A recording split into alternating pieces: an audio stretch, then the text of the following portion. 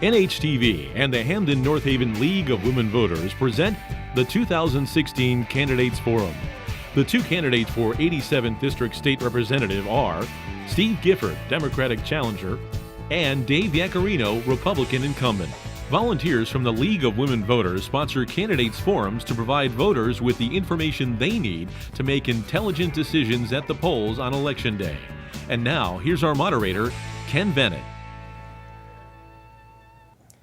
Hello, and welcome to the 2016 Candidates Forum for the 87th Legislative District. Our questions tonight will be coming from Ken Liebskin of the North Haven Citizen and Greg Little from AM 1220 WQUN News. We'll begin with, in a moment, the opening statements by each candidate, but I'd like you to meet first Republican incumbent Dave Yaccarino, and also we'll have Democratic challenger Steve Gifford. As the result of a coin toss, we begin with Dave Yaccarino. Thank you, Ken. It's wonderful to be here this evening. Before I start, I'd like to thank North Haven TV, Walter and the crew, you do a great job, the League of Women Voters, Greg Little from WQUN, a great radio station, and Kevin Livingston from the North Haven Citizen. Thank you for doing what you're doing. And our moderator, Ken Bennett, thank you. And also my opponent, Mr. Gifford. But most of all, I'd like to thank the citizens of North Haven, Connecticut. North Haven is a town that I grew up in, that I raised my three children along with their mom, and they all went to public school. I've been part of two family businesses. I was with my brother and father for many, many years, and for the last 25 years, I've had a small business in North Haven, DJ's Collectibles on Route 5.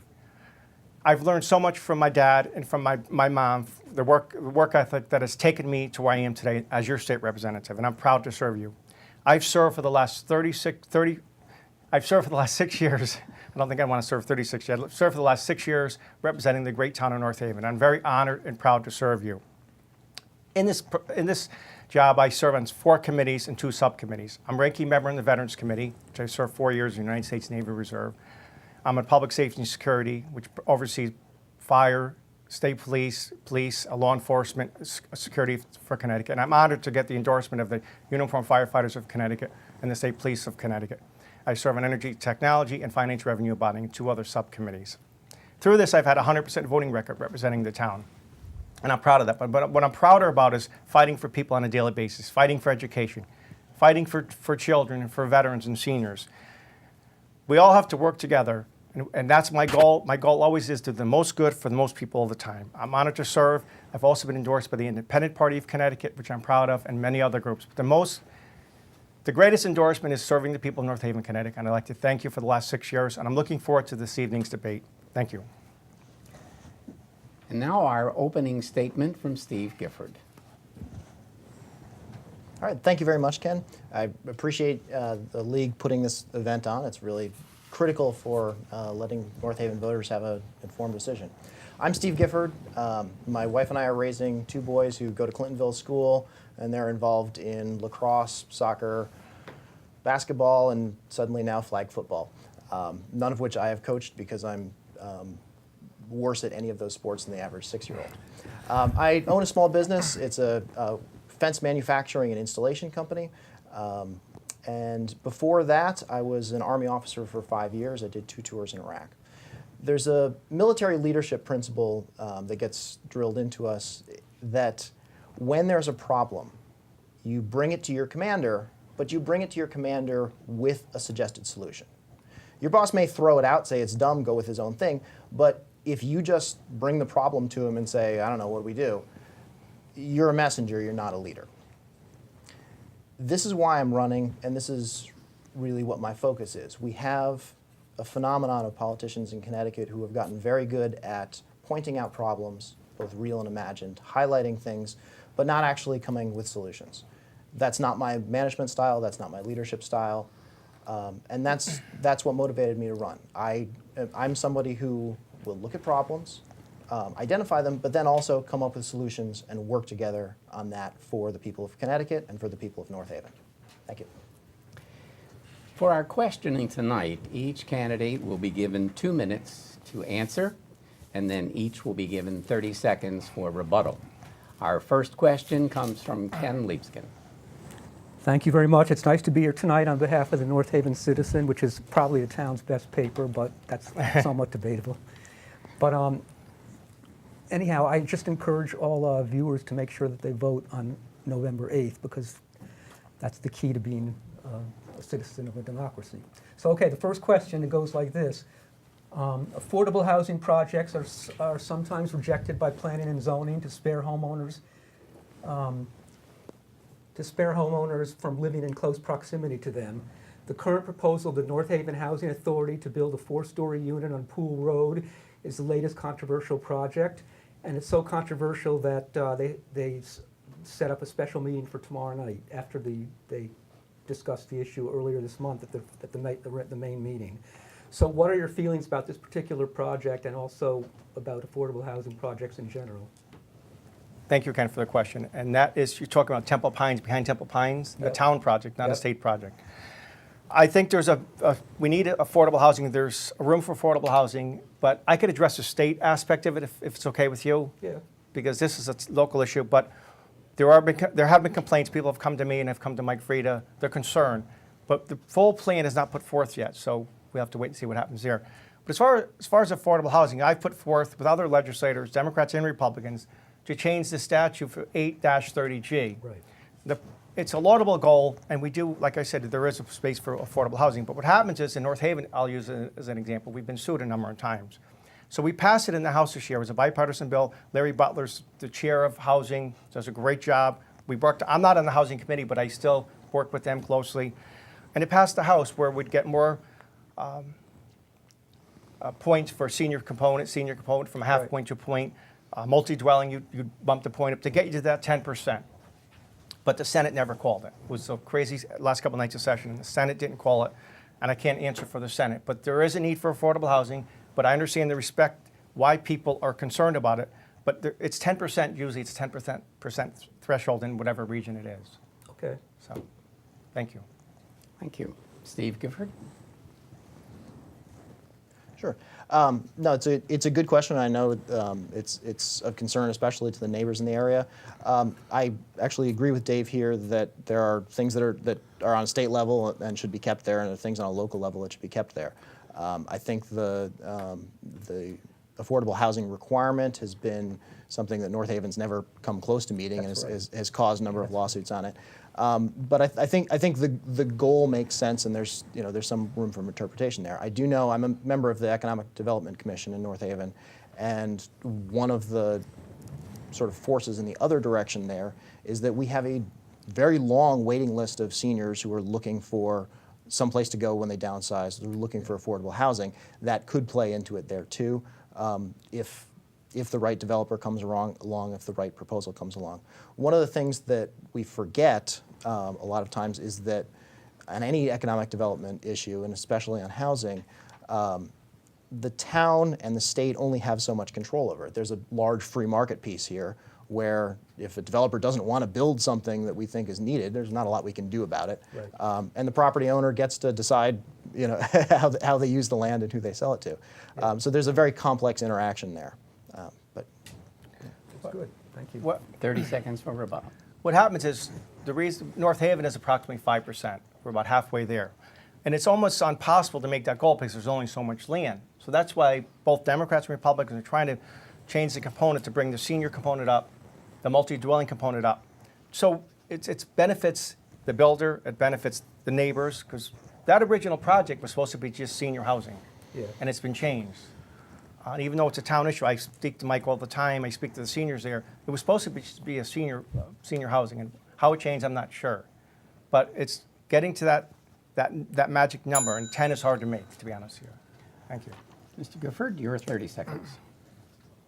Sure. I mean, it's a good point. The state requirement is never going to be a perfect fit, and it's always going to be something that legislators and leaders are going to have to be adjusting based on what the current needs of the locality are and what the needs of the other localities in the state are. Okay. Okay, we'll move on now to our second question, and that will come from Greg Little of AM 1220 WQUN. And thank you for inviting me tonight. You're both small business owners, and we hear how small business drives Connecticut's economy. Yet small business owners say they're choked by state regulations and mandates.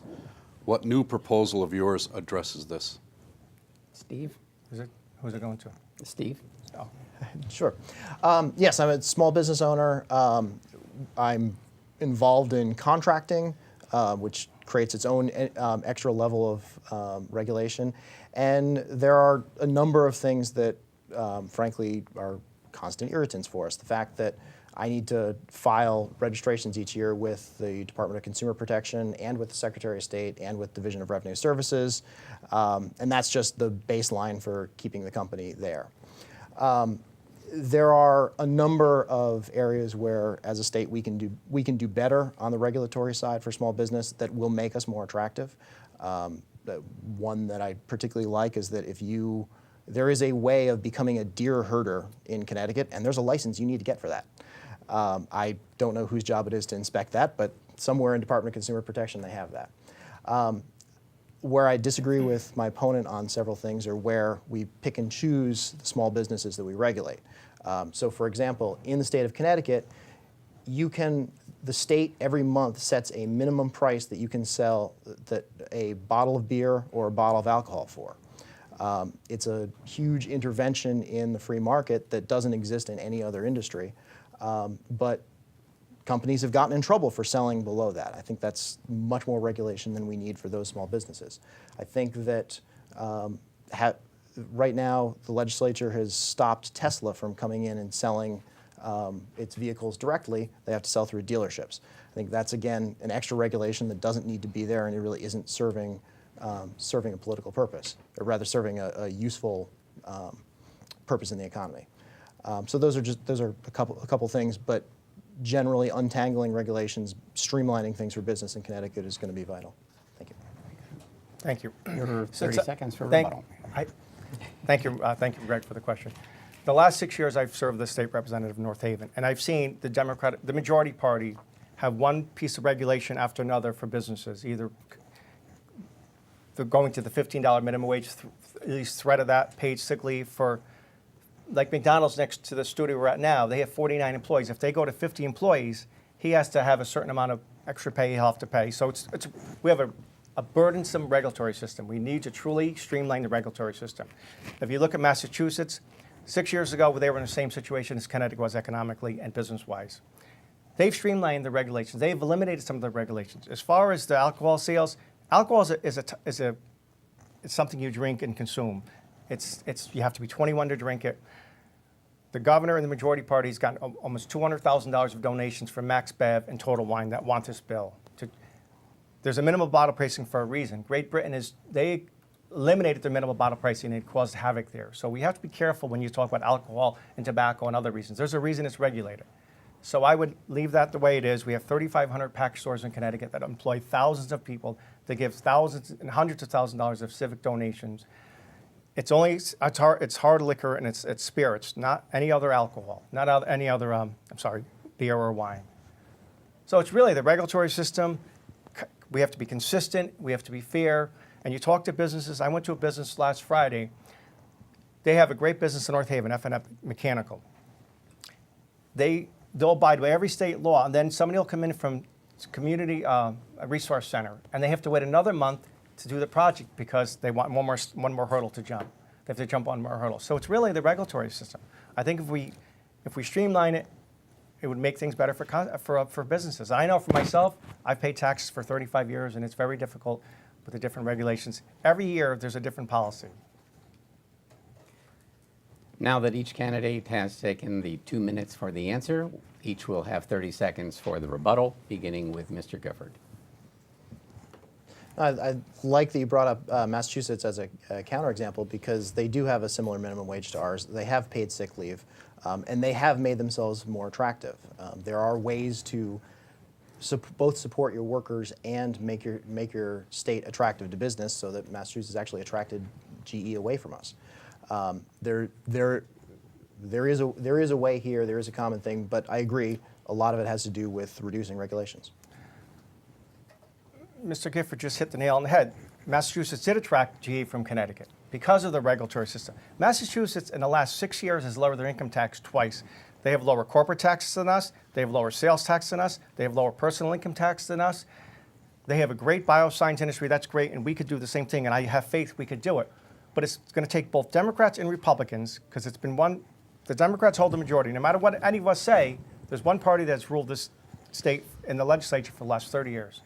We need to do a better job. We should do a better job for the people of Connecticut, and we could do it. For our third question, we go to Ken Liebskin.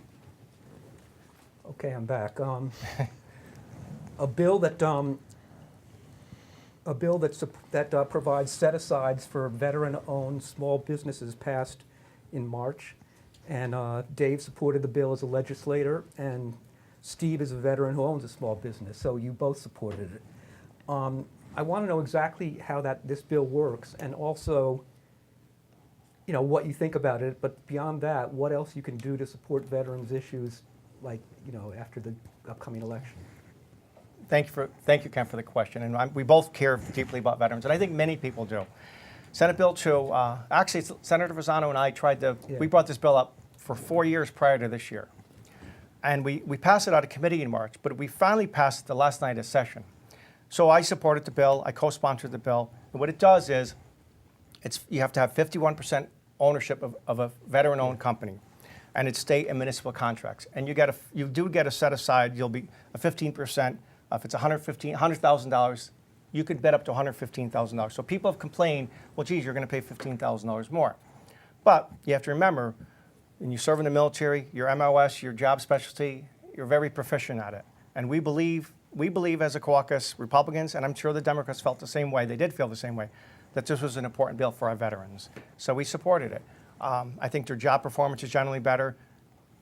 I'll tell you a quick story. The last night of session, the bill passed the Senate. It wasn't going to get called in the House that night. The last night of session is very crazy. And there was fighting between the Senate and the House back and forth. And that's why the 8-30G didn't get called, because the fighting. And I'm ranking member in the Veterans Committee. And I'm the assistant leader now also. And I said, this bill's getting called tonight. We're calling the bill. We're not going to have time to call the bill. I ended up negotiating with the governor's office that night, the Senate Democrats, and then our caucus. And we called the bill right before maybe 10 minutes to midnight. And I thank Mr. Peligi. He was a resident of North Haven that proposed this bill 5 years ago. He passed since. His son-in-law and daughter live in North Haven. And it's a great bill, I think, for veterans. We've also done, I'm proud of this, with my friend Jack Hennessy, who's is the chair of the veterans, the MOS bill, which is a step-up performance for veterans, again, with their electrician, plumber, MP, nursing, and then college credits that UConn is going to start using next year, looking at men and women's their college credits in the military. But it's got to be within 3 years of discharge. Thank you. We turn now to Steve Gifford for his 2 minutes of answering the question. Sure. Ken, thank you for bringing it up, and thank you for reminding me, because I actually need to fill out the paperwork for myself. So when veterans serve, they take on just an extra burden on behalf of society, and so it's our responsibility as a society to make them whole, if that's physically through the VA, if that's psychologically, and in a way if it's financially, which is why the MOS bill was so important, and the SB 2 as well. I testified in favor of the bill. Dave's absolutely right. Veteran companies tend to perform better. I have, I think, 4 veterans working for me right now. And Dave has been a tremendous advocate for veterans generally. It's why it actually surprises me that Dave has been supportive of Donald Trump on the top of his ticket, because this is somebody who has attacked John McCain, attacked Gold Star families, and lied about donating to veterans charities. It just seems contrary to many of these issues. Dave Yaccarino, you have 30 seconds for rebuttal. I want to set the record straight tonight. First of all, I endorse John Kasich. I don't endorse Donald Trump. Millions of people voted for Donald Trump in the primaries. Millions of people voted for Hillary Clinton in the primaries. These are the 2 candidates. To me, the 2 worst candidates possibly in the history of our country. I care deeply about Connecticut and North Haven. And I don't want to start going back and forth tonight, but the majority party cut they talk about women, money for domestic violence in this past budget, rape crisis centers, this past budget, $3 million for libraries this past session, $20 million for developmental service and mental services. So please, I represent North Haven, Connecticut, the state of Connecticut, and I'm proud of that. And now 30 seconds of rebuttal from Steve Gifford. Sure, but every door that I've knocked on and every door that I'm sure you've knocked on, the presidential race is top of mind. That's what people are focused on in this election, much more than to how we are going to come down on anything. But as coming back to the topic, though, yes, I think SB2 is a good step, and there are many more we can do to support veterans. All right. Our fourth question will come from Greg Little, and Steve Gifford will be first to answer. Mr. Gifford, a state judge has ruled that Connecticut's education funding system is irrational and unconstitutional. Lawmakers have told me ECS, the education cost sharing, is not really a formula, and that rich towns, of course, receive more than poor ones. What's your solution to all this? I don't have a magic wand for it. I thought that the judge, frankly, overreached. It's an interesting combination because he makes good points that it's a mess, but it was outside, I think, of his purview on it. The ECS system does not make any rational sense. You can't, you can't look at two different towns and explain why they were funded the way they were based on any particular metric. Generally, this is how the state budget works. I mean, you have a $20 billion pot of money that the state is spending every year, and lots of things go into it, and lots of interests go into it, and ECS is a big piece of it because much of school funding in any town is coming from the state directly. This is actually the reason that I think one of the key differences between having a Democrat or having a Republican in this seat. In the last, I think it's 10 years, it may be longer, no Republican has voted for a state budget. And that means that they are not part of that process there. For Dave to go into the Speaker's office and say, I'm sorry you shorted North Haven on ECS funding, we need a larger piece of it, is a very difficult proposition for him because at the end of the day, he then has to say, yeah, but I'm not going to vote for your bill. In my business, if the customer wants to work on pricing on a fence, that's, we can work on that, but I'm not going to knock the price down if I think that they're actually not going to buy it. So it's something where coming in as a Democrat, I'm not going to be an automatic rubber stamp for anything. I'm not going to just automatically vote for the budget, but because I am open to it, because I'm willing to vote for the budget if the right conditions are in there for North Haven, we have more leverage that way. And now Dave Yaccarino has 2 minutes for his answer to the question. Thank you, Greg, for the question. I read the judge his ruling, and what he ruled was there was plenty of money in the state education funds. It's not distributed properly. That's the first half of his ruling. Second half was he wants to go in and write the formula himself. When we have separations of powers, we have an executive branch, judicial branch, and a legislative branch. So that's our role as legislators. What he's saying is there's plenty of money in the pot, but cities like, if you look at New Haven, West Hartford, and Norwalk, those cities have the chairs and co-chairs of education, and it's not distributed fairly. I am proud, every year I've been state rep of North Haven, we have gotten more money than the previous state rep, and quite a bit more money. This year was the first year we're flat funded of the first 6 years. And one of the first things I did was up there was I asked to be on the panel to look at the formula, which I wasn't on because I was a legislator, but they realized the formula doesn't work. But the majority party does not have the courage to make the changes. But North Haven has done well these past 6 years. There's many towns this budget session, that got cut hundreds of thousands of dollars. As far as the budget, I've been there 6 years, and I voted against every one of those budgets. The 2 largest tax increases in the history of our state. Poor are getting poor. Middle class are getting poor. 44,000 people left Connecticut in 5 years. We had a spending problem before. Now we have a revenue problem because so many people are leaving the state of Connecticut. So we have to work together, but remember, it's one party rule. And I'll tell you one quick story. The last night of session, 2 years ago in the budget, Terry Becker, who God rest his soul, has passed now, Democrat, one of the best people in Hartford. He was dying. They made him come out of somebody drove him to Hartford, talk about rubber stamp. They made him come up. He had to sit in his chair until the vote. He voted. He voted yes, and he went. And that's how things happen, unfortunately. I would never do that, and none of my members of my caucus would ever do that. Now for 30 seconds of rebuttal, here's Steve Gifford.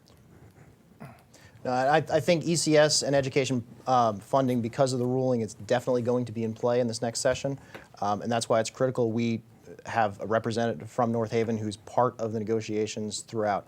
I'm nobody's rubber stamp. I've had the state party try and talk me out of running for this, but we need to be in the room and part of the process. Could I? And with 30 seconds of rebuttal, here's Dave Yaccarino. For the record, to the good North Haven citizens, we have a process where Len Fasano is our Senate Minority Leader, Themis Cleard is our House Minority Leader, and I'm an assistant leader with other deputy leaders and leaders. We want to get in the room with the Democrats to negotiate the budget. We want to get in the committee process. We're all together, so we're all together there.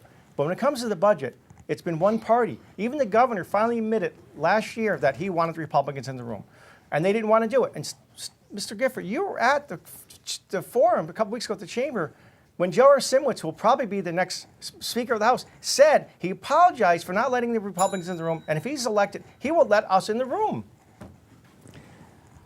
Our fifth question will be asked by Ken Liebskin and will be directed first to Dave Yaccarino.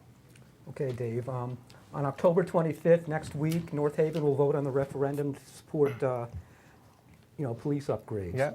So, do you think the $82 million in bond funding will be approved? And beyond that, do you think the fact that the referendum is going to be held next week, so close to the November 8th election, is going to hurt turnout? Because that could impact the results. That's a good question, Ken. I spoke to him. I was with Mike Sunday. We talked about it Sunday. I think it's going to pass. I think we have a great police department. I was honored to ride with the North Haven Police Department in August, and I had an eye-opening experience. We have great officers. I think it's going to pass. It's a tough time of year. It's right before Halloween. There's school. It'd be nice if you could have it the day of the election, but it'd be too convoluted to do that. But it's an old police department. I remember when it was built. There was a baseball field back there. But I think it's going to pass. Yeah. Yeah.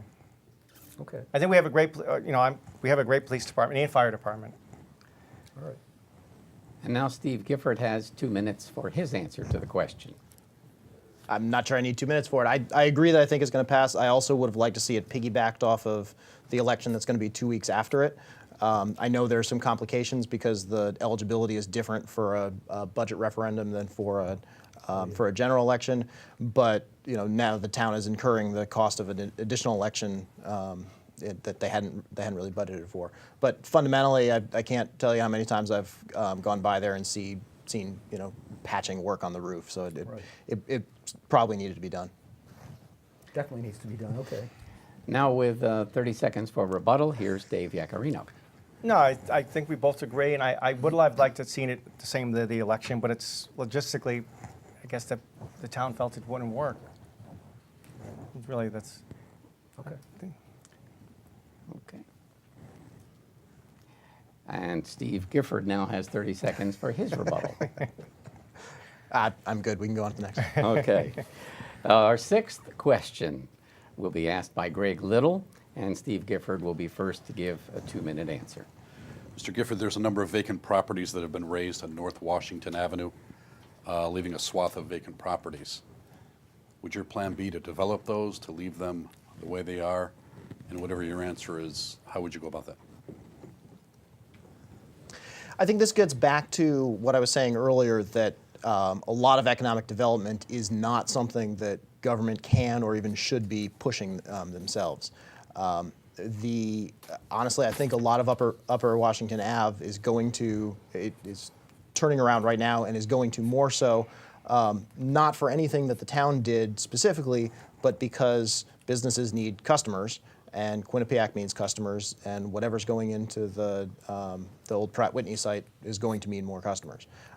So that's really the free market fixing it itself. I think the town's role and the legislative role is just making sure that that development happens with some sort of planning and with some sort of forethought. I know planning and zoning has been very focused on making sure that the west side doesn't have any housing. I think the concern is people trying to cross Route 5 there. And there are some other specific points that planning and zoning has been trying to enforce to make sure that it happens in an organized manner. But unfortunately, the town and the state have very limited powers when it comes to waving a magic wand and making businesses come in. You need to have the property owner agree on a price, and you need to have a developer who thinks they can have a market for something there. That is coming slowly as we get more people transiting that area, living in that area, or working in that area. And now the 2-minute answer from Dave Yaccarino. Thank you, Greg, for the question. Yeah, Northern Washington Avenue does need some work, but Len Fasano and myself have been work with Mike, and we've had some meetings with a company that hopefully Mike will have an announcement soon for the old Pratt Whitney site. It's going to be quite a large project. Mike has done a very good job as far as trying to attract business, but I think as a state, we need to do a better job having policies that attract customers and companies on their own. If you have a fair, lower tax, like I said in Massachusetts, fair regulatory system, consistent energy policies, consistent tax policies, and we're open for business. Our governor said 6 years ago, we're open for business. Well, we really should be open for business. So I think by natural occurrences, if you have fair policies, fair regulatory policies, we live in a great part of the state, North Haven. We live in a great part of the country, the state of Connecticut. Yale University, Quinnipiac, Southern, so many great schools, great community colleges, the rail system. We're just we have harbors. We could do a better job, but we need to truly get our budget in order. We need to get our fiscal house in order, and we need to be consistent. We need to be truly welcoming companies. But Mike has done a very good job in North Haven.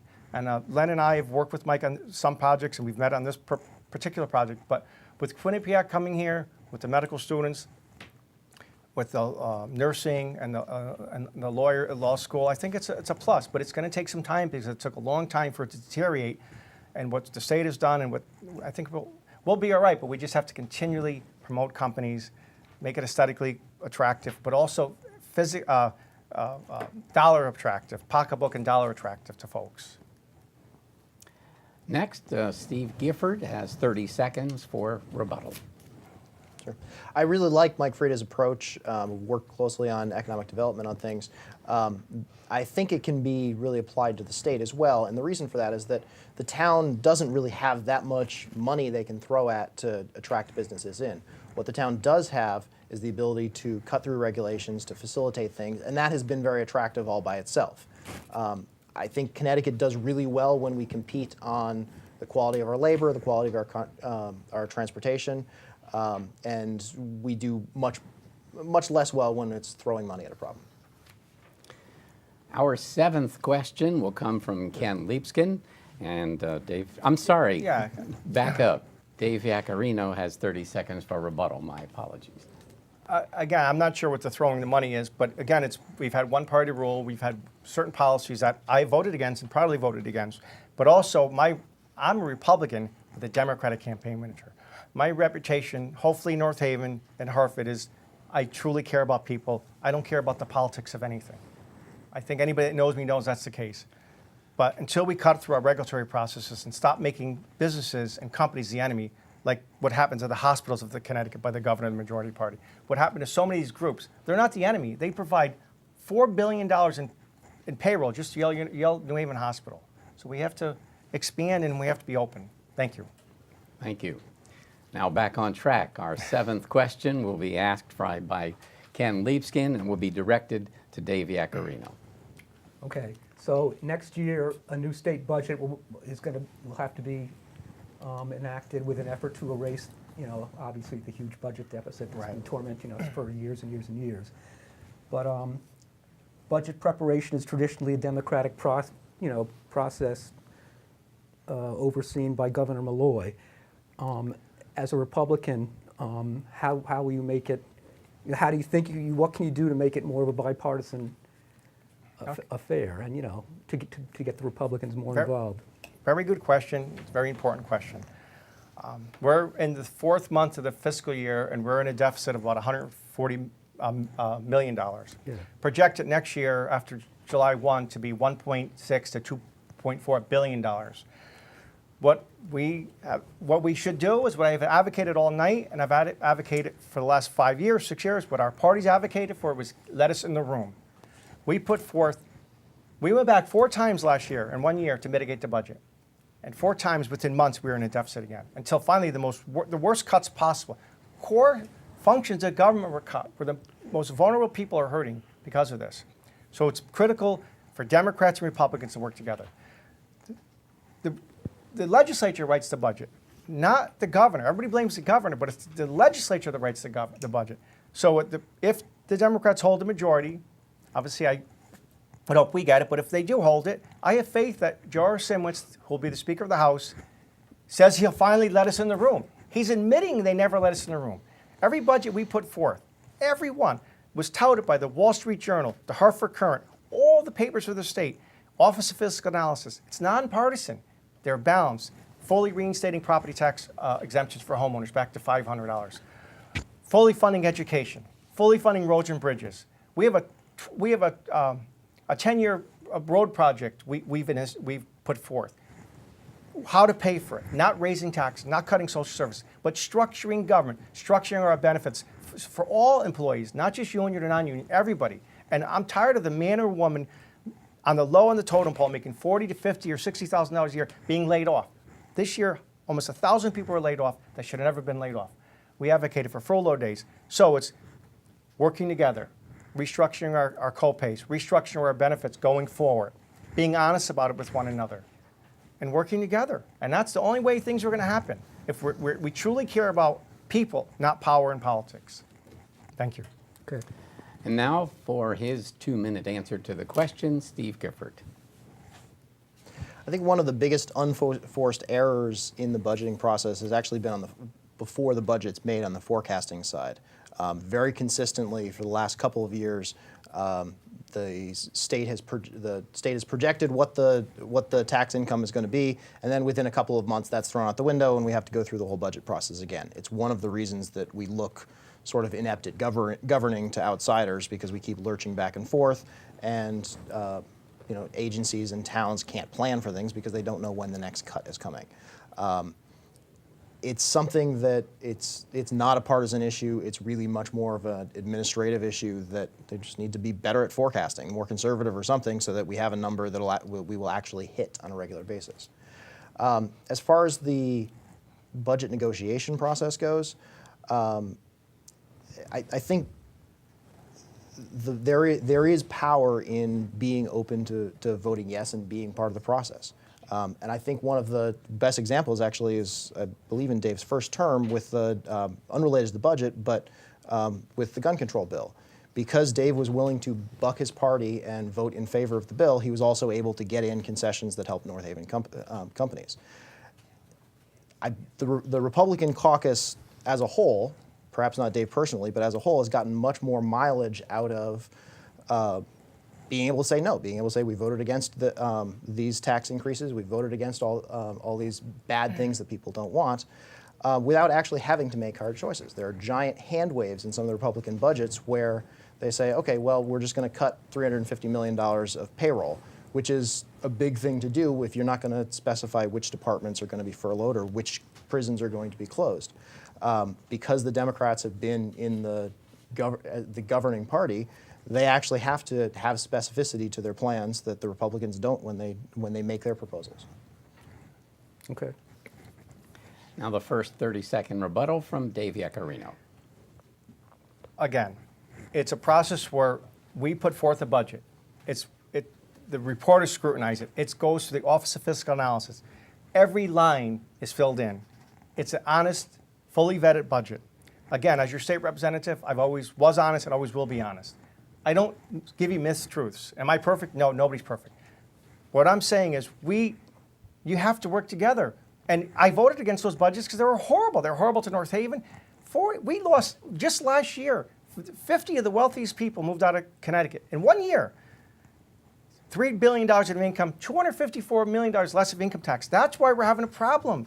We're losing too many people. Thank you. And now the 30-second rebuttal from Steve Gifford. I think the question needs to be for the people we're losing or for the specifics of a balanced budget are what are we going to do differently that we haven't done in the past? And that's a useful question to ask for both of us. Okay. Our 8th question comes from Greg Little, and Steve Gifford will be the first to give a 2-minute answer. Mr. Gifford, retiring House Speaker Brendan Sharkey was in charge of the Moore Commission where towns would share regionalization efforts. And there are bills, and some of that is taking place. But then there are some towns that are run fiscally well that there's a little bit of blowback saying, you know, we're doing a good job. Why should we help out cities like, say, Hartford or Bridgeport? What's your thoughts on all that? I was always somewhat suspicious of Mr. Sharkey's push for regionalization. Intellectually, from a business point of view, I understand it, that you really only need one accounting department covering a couple of things and you don't need to duplicate that process. The analog I would look at, and the reason that I'm somewhat suspicious of it, is that in I think the first year of Governor Malloy's administration, he tried to do the same thing on a state level and combined a whole bunch of agencies together under the same umbrellas. It really never ended up being the savings that it was looking for.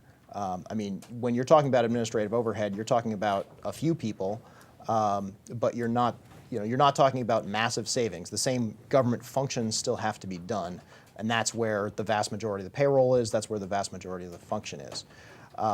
And the more you go toward regionalization, the more you're giving up local control.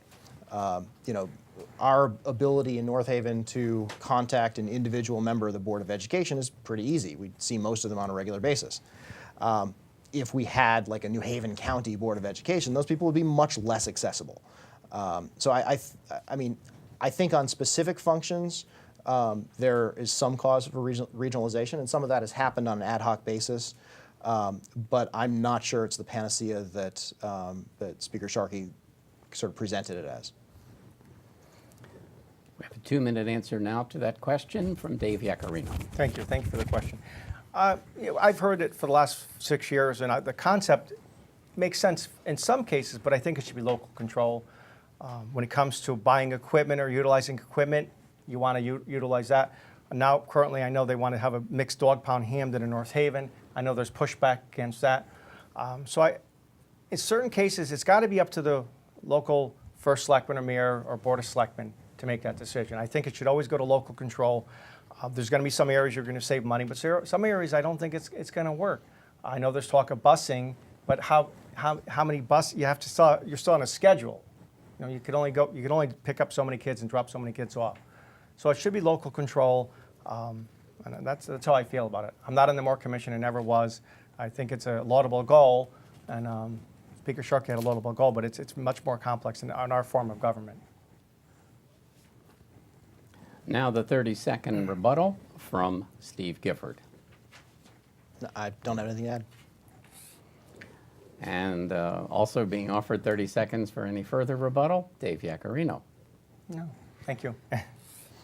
Well, we come to the 9th question, which was a 2-part question, and it comes from the League of Women Voters, and I'll be reading that question. So again, once again, it's not coming from the reporters or from myself. It's coming from the League of Women Voters.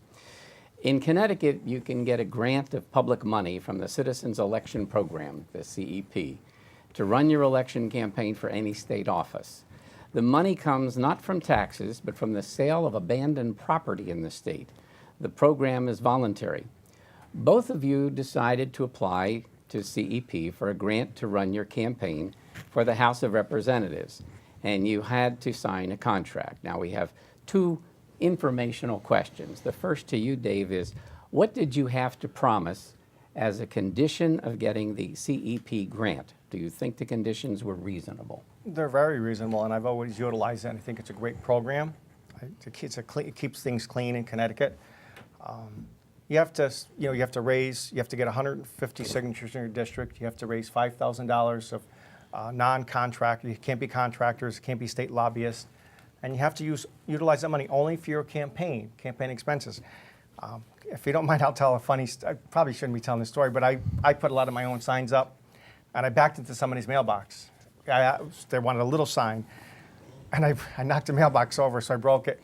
So anyway, I got a new post, but that's not a campaign expense. That's a personal expense. So it's things like that you cannot spend money for. So it's only going to be strictly campaign related. The good thing was the person said put a large sign up the next day under their yard. But you really just have to be honest. You have to abide by what you're going to spend the money on, and you have to account for it. And I have a good treasurer. We've won. You cannot mix federal and state. Like in your mailers, you can't have a federal congressperson in that mailer. It's got to just be strictly for the state and strictly for your campaign.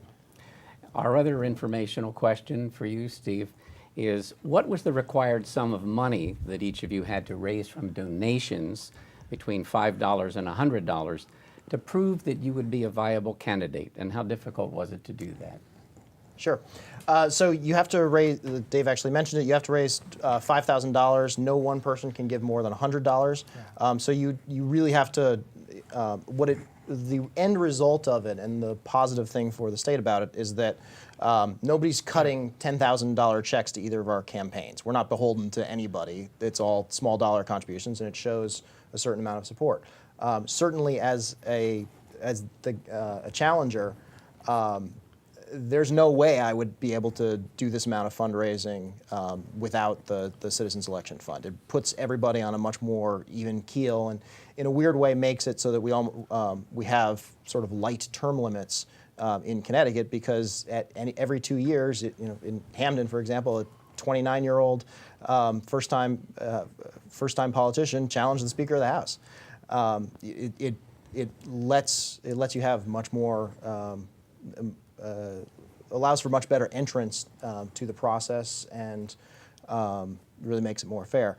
For me personally, to the other part of your question, I'm not used to asking for money. That was really hard.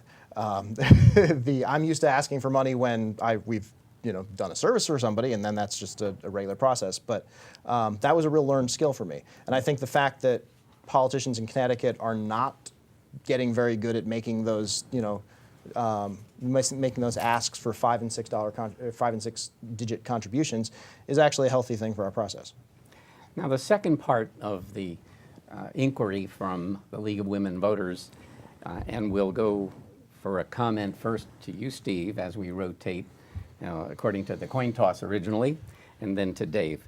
Both parties have attempted to either suspend, reduce, or eliminate CEP from its present form. They say the state needs the money, although CEP is 1/10,000th of 1% of the state budget. The League of Women Voters and other good government civic organizations insist that CEP levels the playing field for candidates, that's the incumbents and the challengers, so that they get the same amount of money for their campaign. There is strict oversight by the State Elections Enforcement Commission, and when elected, our state officials are free from obligations to special interests. So the question, again, first to Steve, if elected, will you vote to keep CEP as it is, modify it, or kill it? And please give your reasons. No, CEP definitely has to stay or be expanded. On a normal, it's a somewhat tough calculation to make. In a normal program, you would look at how much it cost and what the benefit was going to be. For CEP funds, it's much more indirect. So by the infinitesimal savings that you would get from eliminating CEP, the cost to the state would be in sweetheart contracts or inflated jobs that go to supporters or other things that we've been trying to tamp down by having the funds and by having politicians who aren't beholden to their contributors. So it's really a down payment on much better government and much less expensive government that you would have in the event of corruption. I actually think what the Democrats in the legislature did a couple of years ago needs to be pulled back in terms of allowing the state parties to put large sums of money into the campaigns, because that becomes a huge workaround where people can donate much larger amounts into the state parties that can immediately get funneled back down to the campaigns. It defeats the entire purpose of the law, and it's just a clearly unfair loophole on it that shouldn't have been there. So no, I think it would be incredibly foolish to cut back on CEP. It really pays off in much larger ways, not only in terms of savings, but just in terms of good government. Thank you. Dave, if reelected, will you vote to keep CEP as it is, modify it, or kill it? No, I like it the way it is. I think it works. The majority party did erode some of it, that Governor Rell signed into law after Governor Rowland's scandal a couple of years ago, when I voted against that. What happened was, and from that, the governor now had to pay, and the majority party had to pay the CEP over $300,000, I believe, in fines. And after they thought it was all cleared up, and now the federal grand jury is investigating the governor's office, and I think the majority party, I think it's really the governor's office. So I'd like to keep it the way it is, but I will, for true disclosure, I did vote, our Republican caucus voted to take 25% of it last year when the majority party cut money from rape crisis centers, child psychiatry, brain trauma injuries, ECS funding, roads and bridges, libraries. We voted to take 25% of that money to put it toward these horrible cuts. It was shot down, but that's the only time I would ever change it, is if we were in dire straits like we are now, was to fund rape crisis centers, women's shelters, and stuff like homeless shelters of that nature. But I think it's a good program. I've utilized it. It is hard asking money, but I've been fortunate, to raise money. So, thank you. Thank you, gentlemen. Go ahead. What happens is, when you start eroding it, it's just happening with the governor now, and people start taking advantage of it. And I think that's a problem. I think in the governor's race is almost too much money, and I think in our races, I think the money we get is more than enough. I think I wouldn't increase our money. I would keep it the way it is. Okay.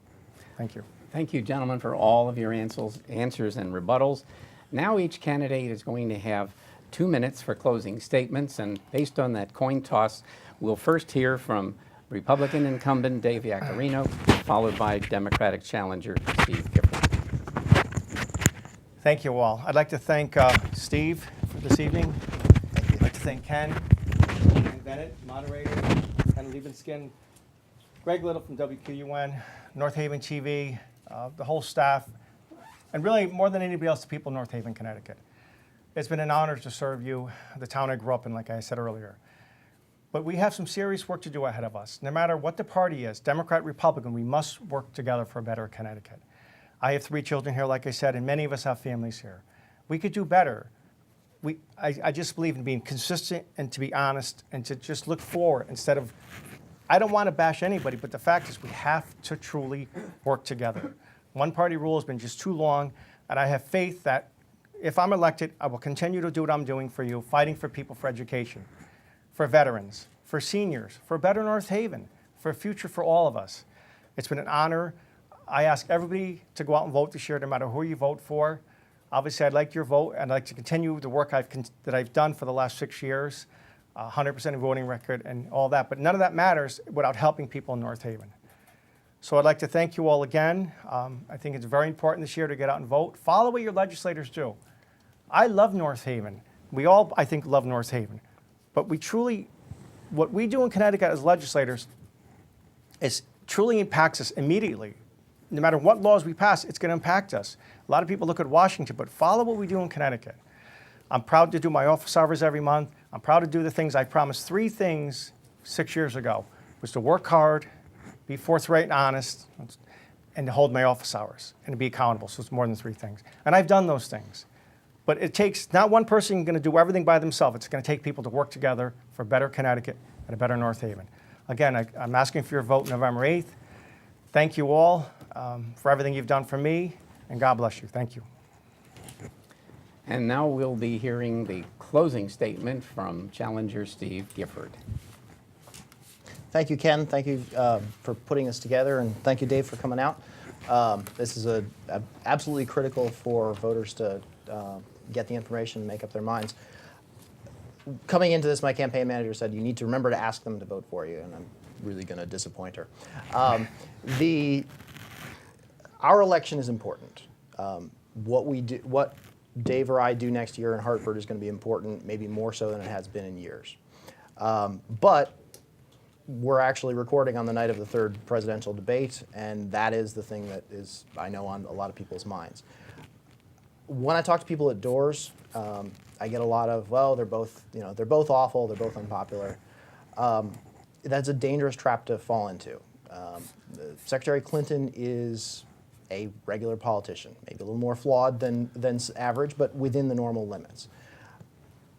Donald Trump is not a normal candidate, and we fall into a trap if we think that. Normal candidates for president don't threaten to jail their opponent. Normal candidates for president don't call into question the election process. Normal candidates for president don't call on their supporters to attack other people. This is actually dangerous to our democracy. And I don't say that as a Democratic partisan. I didn't like McCain, I didn't like Romney, but they weren't dangerous to our democracy. They just weren't guys I agree with. Please don't make the mistake of saying, I don't like either of them, I'm just staying home. Because one of them is going to be president, and if you don't decide, people who feel much more strongly about it than you are going to come out and decide. So please come out and vote on the 8th. I hope you vote for me on this line. But this is an election where our democracy really is on the line. Thank you. We thank you for joining us for this 2016 Candidates Forum for the 87th Legislative District. We invite you to join us for election coverage right after the polls close, 8 p.m. here on NHTV.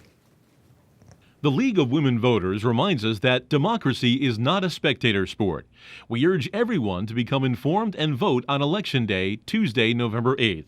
Regular polling places are open from 6 a.m. to 8 p.m. Live election coverage begins immediately after the polls close on NHTV.